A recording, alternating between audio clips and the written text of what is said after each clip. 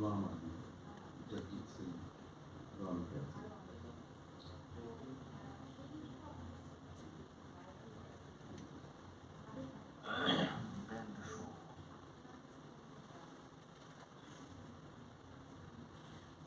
মেহেদী হাসান হচ্ছেন উপমহাদেশের গজলের অবিসংবাদিত সম্রাট, যাকে সত্যি গজল সম্রাট বলা যায়।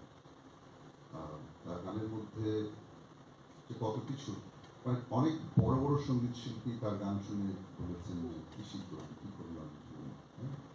তো আমরা গান শুনে ঠিক বড় হইনি, আমরা গান শুনতে শুনতে বুড়ো হয়েছি আর কি, আপনারা বড় হয়েছি। তো আমি মেহেদী হাসানের একটা গান চেষ্টা করবো, এটা নাকশ ল্যাম্প লেখা, এবং খুব ইন্টারেস্টিং। এটা একটা মেয়ের রূপের বর্ণনা এবং তাকে সঙ্গে থাকা এবং তাকে হারানোর যে ভয় তার উপরে গানটা, কিন্তু সুরটা কিন্তু একজন মহিলা করে, তুষার কাহিনী করে।